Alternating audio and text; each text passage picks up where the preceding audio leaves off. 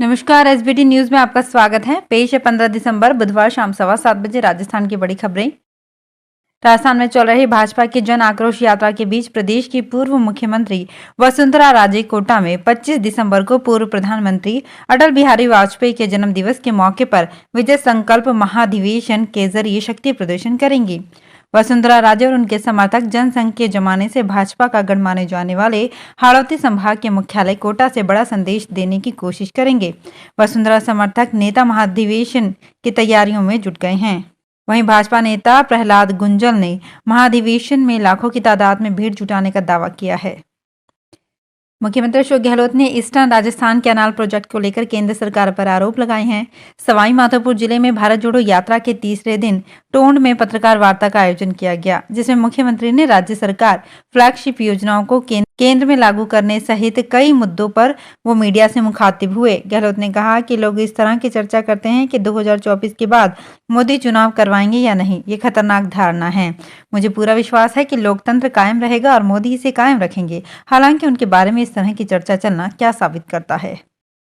राजस्थान की अशोक गहलोत सरकार ने महिलाओं की मुश्किल दिनों की तकलीफ को समझते हुए बड़ा फैसला लिया है।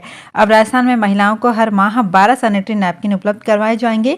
इसके लिए सरकार योजना को अमली जामा पहना रही है।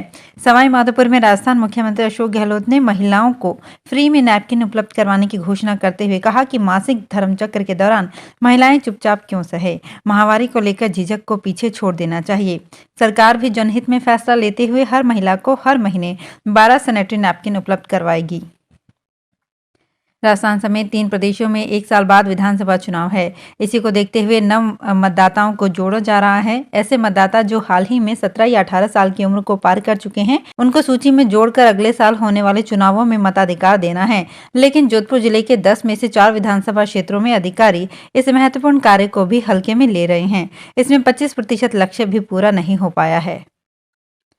सिरोही जिले में किसान यूरिया खाद की कमी से जूझ रहे हैं। खाद की पर्याप्त आपूर्ति नहीं होने से सहकारी समितियों पर खाद के लिए किसानों की कतारें लग रही हैं। इसके बावजूद बहुत से किसानों को निराश होकर लौटना पड़ रहा है। इससे पहले फसल बुआई के समय भी किसानों को यूरिया के लिए जूझना पड़ा था। अबू रोड व मंडार क्षेत्र के किसानों को गुजरात से खाद खरीद कर लाना पड़ा था और अब फसल में देने के लिए भी यूरिया नहीं मिल रहा है। इससे किसानों में रोष व्याप्त है। टोंक जिले में नगरफोर्ट नैनवा स्टेट हाईवे पर पेट्रोल पंप लगाने के लिए भू उपयोग परिवर्तन के आदेश के मामले में हाईकोर्ट की जयपुर पीठ ने संबंधित पक्षकारों को नोटिस दिए हैं। हाईकोर्ट ने कोटा में भारत पेट्रोलियम के प्रबंधक, कलेक्टर, देवली एसडीएम, नगरफोर्ट के ग्राम विकास अधिकारी सहित 4 अन्य को नोटिस जारी किया है। साथ ही इनसे पूछा है कि क्यों न पेट्रोल पंप स्थापित करने के लिए किए गए भू उपयोग परिवर्तन के आदेश को रद्द कर दिया जाए। करौली जिले में जन आक्रोश रथ यात्रा के पहले चरण के समापन पर बीजेपी प्रदेश अध्यक्ष सतीश पूनिया यात्रा में शामिल हुए। सतीश पूनिया बुधवार सुबह कैला माता के दर्शन कर रथ यात्रा का शुभारंभ किया। सपोटरा विधानसभा के कैला देवी मंदिर से शुरू हुई रथ यात्रा करौली विधानसभा के मदन मोहन मंदिर में समाप्त होगी। रथ यात्रा एक दिन में 2 विधानसभाओं से होकर गुजरेगी। सतीश पूनिया रथ के साथ पद यात्रा कर रहे हैं और मदन मोहन के दर्शन कर यात्रा का समापन करेंगे। क्रिसमस न्यू ईयर पर घूमने का भारी क्रेज देखने को मिल रहा है। ऐसे में फ्लाइट टिकट्स की कीमतों में 1.5 गुना तक बढ़ोतरी नजर आ रही है। जयपुर से 25 दिसंबर से 1 जनवरी के बीच श्रीनगर जाना सबसे महंगा साबित हो रहा है। जयपुर से श्रीनगर का किराया 14,000 रुपए तक पहुंच गया है। चेन्नई का किराया 12,000 पार हो गया है, जबकि 16 दिसंबर तक बुकिंग करने पर चेन्नई का किराया महज 5,699 रुपए ही लग रहा है। इसी तरह कोलकाता का किराया 10,000 पार कर गया है। जालौर के तृतीय चरण औद्योगिक क्षेत्र में लगे बीएसएनएल टावर से चोर करीब 20 लाख रुपए का सामान चोरी कर ले गए। केबल, बैटरी और अन्य सामान चोरी होने से टावर ने काम करना बंद कर दिया। इससे आसपास के इलाके के सैकड़ों उपभोक्ताओं को परेशानी का सामना करना पड़ रहा है। दूरसंचार विभाग जालौर के उपमंडल अभियंता कुलबीर बमवाल ने कोतवाली थाने में मामला दर्ज कराया है। झुंझुनू में खाद्य सुरक्षा के तहत गरीबों का गेहूं डकारने वाले सरकारी कर्मचारियों से प्रशासन की ओर से अब तक करोड़ों रुपए की वसूली की जा चुकी है।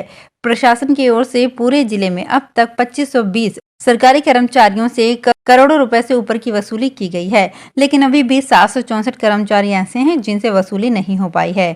विभाग की ओर से इन कर्मचारियों को नोटिस भी दिया जा चुका है। इन पर नोटिस का भी कोई असर नहीं हो रहा है।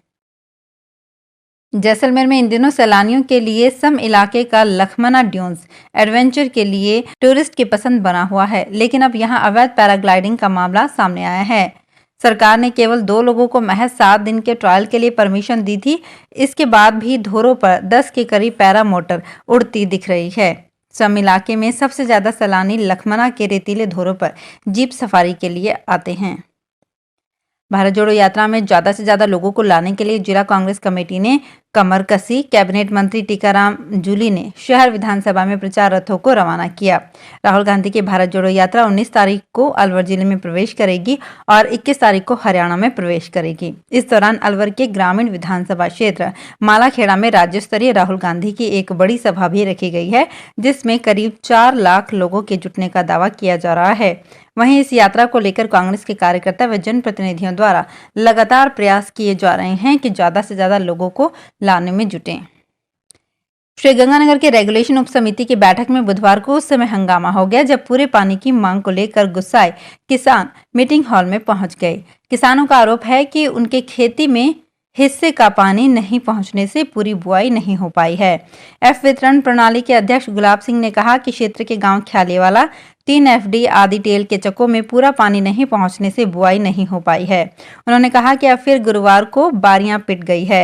एफ नहर को 15 दिन चलाने की मांग की तो अब पीछे से पानी कम हो गया। उन्होंने तंज कसते हुए कहा कि जब नहर में पानी की आपूर्ति देने की बात आती है तो पंजाब से पानी घट जाता है और जब नहर को बंद करना होता है तो पानी बढ़ जाता है। बैठक में गंगनहर के प्रोजेक्ट चेयरमैन हरविंदर सिंह गिल व अधिकारियों ने किसानों को हिस्से का पानी उपलब्ध करवाने का आश्वासन दिया।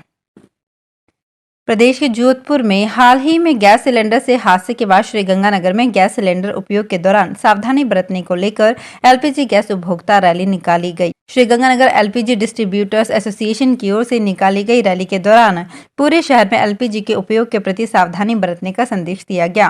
कार्यक्रम के दौरान जिला रसद अधिकारी राकेश सोनी, नगर परिषद सभापति करुणा चांडक और उपभोक्ता भंडार अध्यक्ष शिव दयाल गुप्ता ने झंडी दिखाकर रैली को रवाना किया। इस मौके पर प्रवर्तन निरीक्षक संदीप गौड़ सहित कई लोग मौजूद रहे।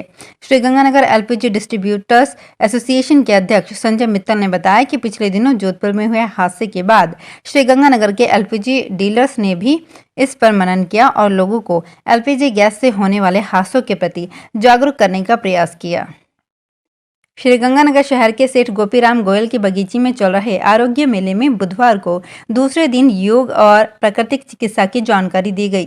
विभाग के डॉक्टर उसके लिए तैनात रहे। बुधवार को दूसरे दिन की शुरुआत योग कक्षाओं के साथ हुई। आयुर्वेद विभाग के योग एवं प्राकृतिक चिकित्सा के एक्सपर्ट डॉक्टर प्रमोद कुमार ने इससे संबंधित जानकारी दी।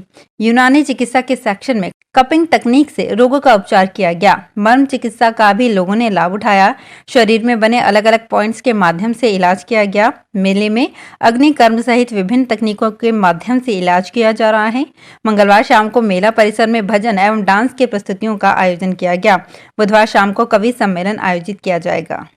तो फिलहाल इस बुलेटिन में इतना ही। फिर हाजिर होंगे कुछ और बड़ी खबरों के साथ। अगर आप भी अपने आसपास की छोटी बड़ी और महत्वपूर्ण खबरों से अपडेट रहना चाहते हैं तो सब्सक्राइब कीजिए हमारे चैनल SPT न्यूज को और प्रेस कीजिए बेल आइकन पर